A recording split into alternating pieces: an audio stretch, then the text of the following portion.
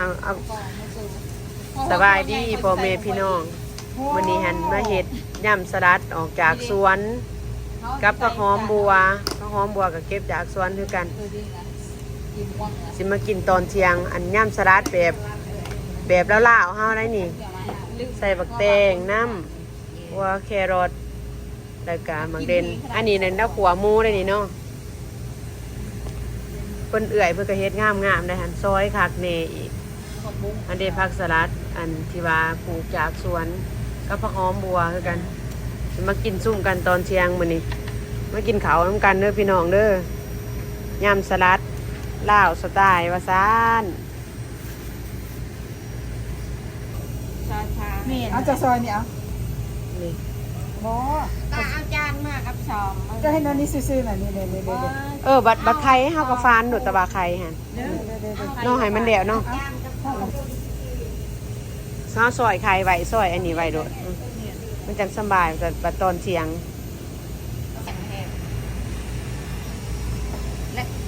ป่นเบิ่งอันนั้นก่อนกับไข่บดใส่น้อยๆพอให้มันคุ้นๆ สีนหมูเอาหมู3ชั้นมาขัวใส่นี่เสบ3-4 ห่อตอนเที่ยงน้ำลายแตกก่อนเลยดิคืออยากกินก่อนเลยพาเลยค่อยว่าพาเลยโทษแนวได้ก็ได้แนวนั้นเฮ็ดแบบมากินโดดนะเฮ็ดแบบอันนี้โดดเป็นโรลีนะบ่ายไปหน่อยว่าอยู่พูดว่าสิปรุงยังบ่ทันมาเถื่อพากันเฮ็ดไปถายำสลัดสดจากหัวจากสวนผู้กินก็กินก่อนนะเจ้าไหนกับบักแตงเป็นอีกมันนี่ก็มาเก็บใส่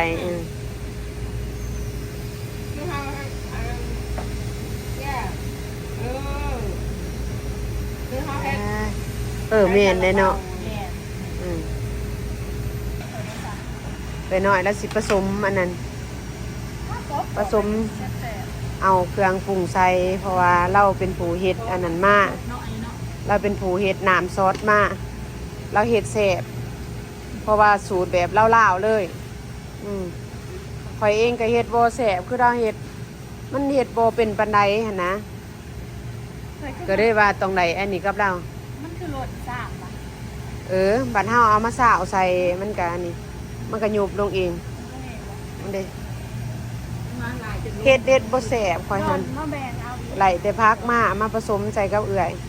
ยเป็นผู้อันเฮ็ดน้ำซอสสู่กันกินสลัดถาดใหญ่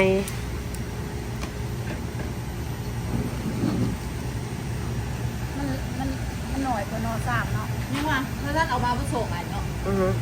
บัดนี้เฮาก็อันนั้นอีกเนาะมันใหญ่กว่าตาอันนี้จ้ะถ้าผู้ดีเดี๋ยวตัวเรือบัดจังอันนี้ไว้หน่อยตัวเรือจังใส่เนาะได้จังใส่ผู้ดีอันกราฟนั้นเอาไว้ให้อันนั้นให้จอมจักหน่อยแล้วก็ขอยสิตัดใส่เองตัวอยู่เฮือนนะโอ้ thank you กันเพราะว่าเพิ่นบ่ทันได้กินฝีมือเอ้ยจักเทื่อก็ได้ว่าสิแบ่งไปให้พ่อเจริญกินน้ำล่าๆเลยการพาดีนะเด้อพี่น้องเอ้ยเอาเบิดเนาะเบิดเลยเนาะสิว่าลาวอย่างที่กินแม่นพอเฮ็ดอันบ่แซ่บโทยังว่าไข่อันนั้นใส่โตเลยเป็นก้อนเงาเลยนะเนี่ยไข่ใส่ผักสลัดจากหัวจากสวนมันก็แซ่บเลยเนาะรสชาติส่งถาดมาดีซ่าวไปซ่าวมาเนาะมันก็อันนี้เองคักขนาดเลยตายเรียนเสียดายเด้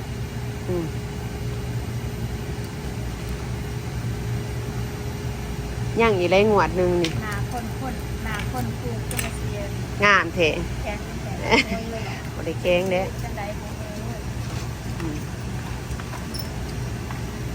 เอาขนมหอมจะว่าจะใส่ซอสอันนั้นจะว่ามันสิอันนี้เฮามีผักหอมมีผักอีหยังใส่นี่เนาะเฮามีผักหลายอย่างมันก็อันนี้ ไข่ก็อยู่บุญทางกลางเช้า กินไปก่อนเราจะมาคนใหม่ ค่ะ นี่เนาะมันถั่วอยู่มันหนัวอยู่เด้ แม่นแล้วก็อันนี้ใส่ไล่เด้อนะไอ้น้อยเพราะว่าซ้ำน่ะ มีอยู่เล็กน้อย มีกลิ่นหอมสุภาได้ทางนั้นเยี่ยมใส่ ยงบางนายสิกินอยู่ว่า กินใส่ให้แน่ใส่จานให้แน่ เพราะมันยา บ่เราเว้าซื่อ แล้วก็ฮอลลีวูดหาแป้ง ของลูกสาวเราสิบ่กินแล้วสิจังได๋แนวเสียเอาได้เอ้ย ชิมก่อนนี่ โอ้ยซีมก็ซีมแต่พักเนาะก็เอาตอนใส่หยังนี่ติ เนาะสิค่ะ อืม มือไผ่มือมัน ซาวใส่ให้น้องนี่เด้อเอ้ยเด้อใส่หมึกแตงใส่อีหยังโอ้ยเป็นตาแซ่บเอาไปไก่เบิ่ง เราแบ่งให้เราโอ้ เอาหน่อยแล้วเฮ็ดให้แดง มีตัง yes ผักสลัดข่อยอันนี้ใส่เองต่างหาก ใส่แล้วก็ทุกบาทได้ใส่แล้วมันได้ เพราะว่ามัน เอิ้นมากเอิ้นบางหน้าดิลัสตี้เดียรี่ย่า ใส่มืออย่าเฝ้านะ อือเดี๋ยวหน่อยย่าหน่อยสิกันนะพุทธโอ้ yes เด็ดดีเอาดีเลยมีวันซ้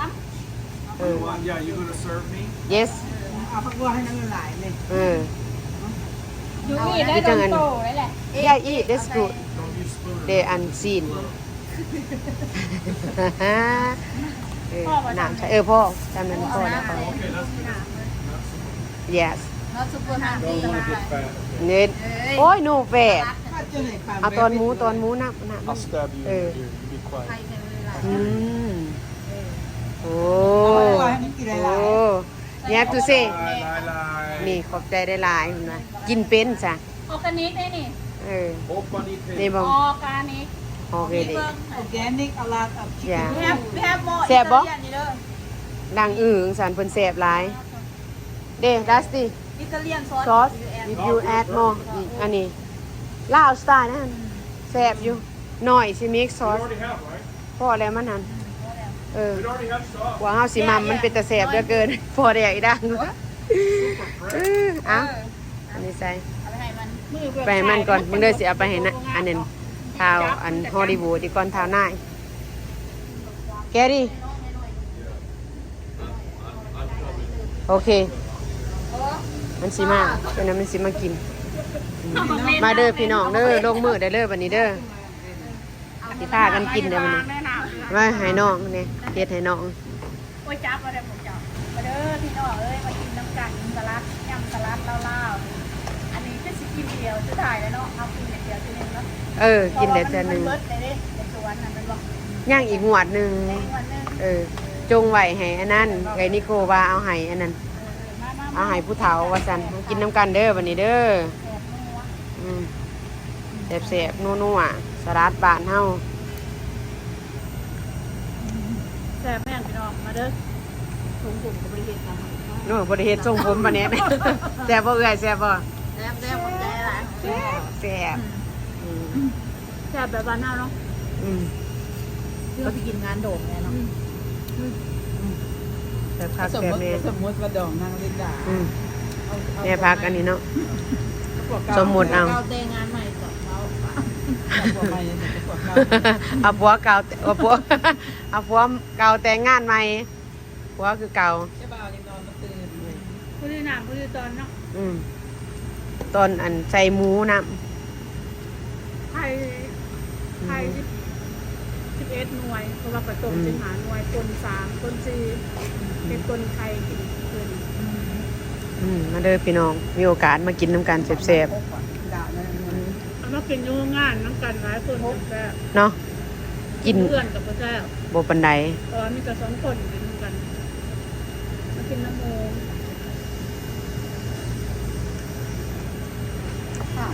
อืม นี่จะตอนเท่าไหร่ นี่วางกล้วยกินพักแล้วหรือยังก่อน แม่น เด้อมากินน้ำกันเด้อแซ่บ แซ่บแซ่บแซ่บแซ่บๆโดด อะไรกินกับที่ฮัสตินเอก ยำเนื้อ อือฮะเอาสีนหมูตักใส่ให้มันนี่ปัญหามันลองมึงอือฮะ The white one needs vinegar. Yeah. มันเป็นอย่างวันเดย์ก็หมดแมน มันเป็นสลัด No, no, no, no. It's okay. อย่ากินเบิ้งบัดนี้